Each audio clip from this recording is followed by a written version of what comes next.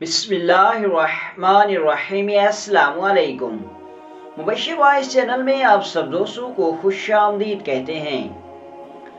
صدیوں پہلے ایک سلطنت کا بادشاہ بڑا ظالم تھا اور خود کو بہت عقل مند سمجھتا تھا۔ وہ اکثر ہیلو بہانوں سے عوام پر طرح طرح کے ٹیکس لگا دیتا، مگر ان کی فلاح و بہبود پر کچھ توجہ نہ تھی۔ رعایا اس بادشاہ سے تنگ آ چکے تھے اور دعائیں کرتے تھے کہ کسی طرح اس سے نجات مل جائے۔ بادشاہ ہر وقت خوشامدی لوگوں میں گھرا رہتا جو اس کی ہر جائز ناجائز بات اور فیصلوں پر اس کی تعریف کرتے اور اس کو قابل اور نہایت ذہین کہتے۔ بادشاہ کو وہ لوگ ناپسند تھے جو اس کی غلط بات کی نشاندہی کرتے اور اس کے فیصلے پر تنقید کرتے۔ بادشاہ کی ملکہ تھی جو بہت ہی حسین و جمیل تھی۔ بادشاہ کے وزیر کے ساتھ ملکہ کا چکر چل رہا تھا۔ سب درباری جانتے تھے، لیکن ملکہ کے ڈر سے تو کوئی بادشاہ کی خوشامد کی وجہ سے بادشاہ کو نہیں بتانا چاہتے تھے، اور اسی وجہ سے کئی سالوں سے ملکہ وزیر کے ساتھ رنگ رلیاں منا رہی تھی۔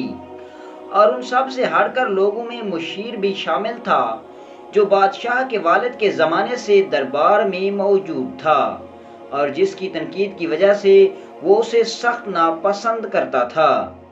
وہ مشیر ایک انتہائی قابل اور ذہین شخص تھا۔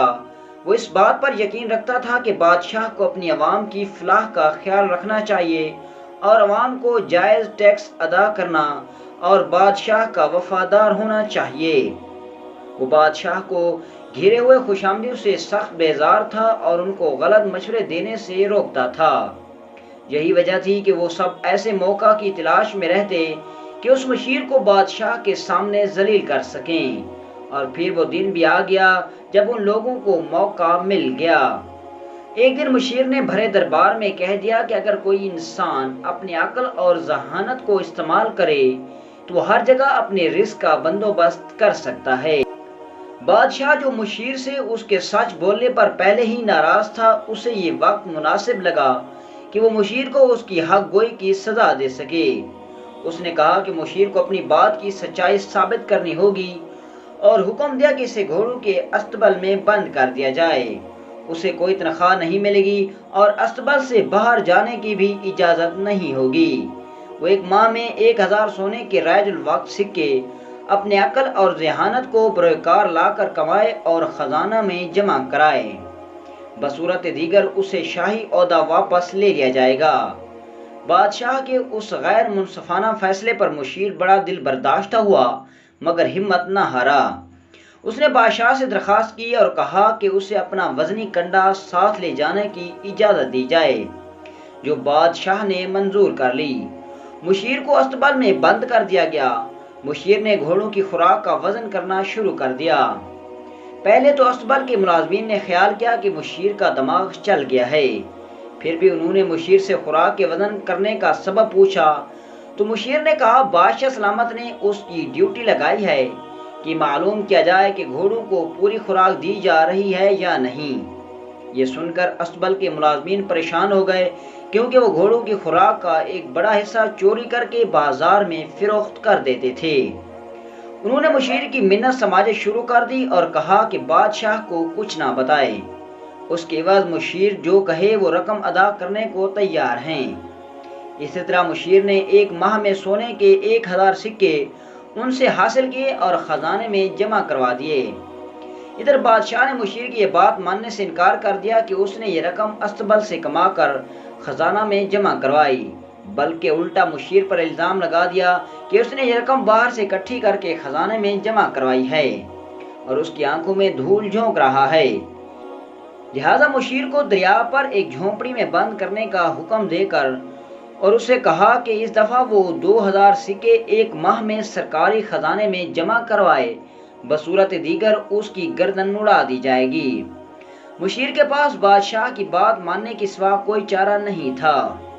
اس نے دوبارہ ایک بڑا ترازو ساتھ لے جانے کی اجازت مانگی، جو منظور کر لی گئی۔ مشیر نے دریا پر اپنے ترازو سے پانی کا وزن کرنا شروع کر دیا۔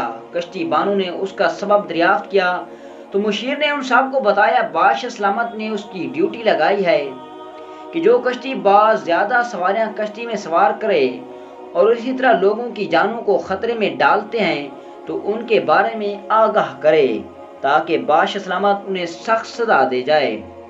کیونکہ تم سب زیادہ سواریاں اٹھاتے ہو اس لیے سزا کے لیے تیار رہنا۔ تمام کشتی بان یہ جان کر فوراً مشیر سے معافی مانگنے لگے۔ معاملہ اس بات پر طے ہوا کہ وہ ماہ کے آخر تک 2000 سکے دیں گے اور آئندہ زیادہ سواریاں نہیں اٹھائیں گے۔ ماہ کے آخر تک کشتی بانوں سے 2000 سکے سوداگر کو ادا کر دیے جو اس نے خزانے سرکاری میں جمع کروا دیے۔ 2 ماہ کے بعد مشیر کو بادشاہ کے دربار میں پیش کیا گیا۔ مشیر اس دفعہ بہت خوش تھا کہ اس نے اپنی عقل اور دانش سے بادشاہ کے 2000 سونے کے سکے ادا کر دیے ہیں اور ضرور اس کو خوش ہو کر مشیر سے ترقی دے کر وزیر بنا دیا جائے گا۔ جب بادشاہ کو پتہ چلا کہ مشیر اس دفعہ بھی کامیاب ہو گیا تو وہ دل ہی دل میں غصہ کرنے لگا کہ یہ مشیر اب اسے دربار میں شرمندہ کرنے کے لیے آ گیا ہے۔ اس لیے اس نے اپنے ایک خوشامدی وزیر جو مشیر سے نفرت بھی کرتا تھا کو اشارہ کیا کہ اس کے قریب، اور جب خوشامدی بادشاہ کے قریب آیا تو بادشاہ نے اس کے کان میں کہا، اس مشیر کو فصیل سے دھکا دے دو تاکہ اس کی صورت ہمیں دوبارہ نہ دیکھنی پڑے۔ وزیر انتہائی خوش ہوا اور مشیر کو انعام دینے کا کہہ کر فصیل پر لے گیا۔ جب مشیر فصیل پر پہنچا تو اس نے وزیر سے کہا، میری عقل اور دانش مجھے دکھا رہی ہے کہ تم مجھے اس فصیل سے دھکا دینے والے ہو، لیکن ایک بات یاد رکھنا، جب کوئی بادشاہ اہل علم کو اپنے دربار سے یوں رسوا کر کے نکالتا ہے تب اس کے تاج کے دن گنے جا چکے ہوتے ہیں۔ وزیر نے مشیر کو بات ختم کرنے سے پہلے ہی فصیل سے دھکا دے دیا اور واپس چلا گیا۔ ٹھیک 7 دن بعد بادشاہ کی سلطنت پر اس کے طاقتور پڑوسی ملک نے حملہ کر دیا۔ بادشاہ دربار میں موجود تمام دانشوروں کو چن چن کر ختم کر چکا تھا جو ہمیشہ اسے اپنی ذہانت سے طاقتور پڑوسی سے جنگ سے بچا لیا کرتے تھے۔ اس نے خوشامدی اکٹھے کر رکھے تھے اور وہ اسے اس جنگ سے کیسے بچاتے۔ بادشاہ بری طرح جنگ ہارا اور جب پکڑا گیا تو پڑوسی ملک کے بادشاہ نے اسے اسی فصیل پر کھڑا کر کے جہاں سے مشیر کو دھکا دیا تھا اسے نیچے دھکا دے دیا گیا اور وہ یوں بادشاہ اپنے انجام کو جا پہنچا۔ دوستوں امید ہے کہ آپ کو ہماری یہ سبق آموز کہانی اچھی لگی ہوگی۔ اگر آپ کو ہماری یہ کہانی اچھی لگے تو ہمارے ویڈیو کو لائک کریں اور ہمارے چینل کو بھی سبسکرائب کریں۔ ملتے ہیں انشاءاللہ نیکسٹ ویڈیو میں ایک دلچسپ اور مزیدار کہانی کے ساتھ۔ اجازت دیجیے، اللہ حافظ۔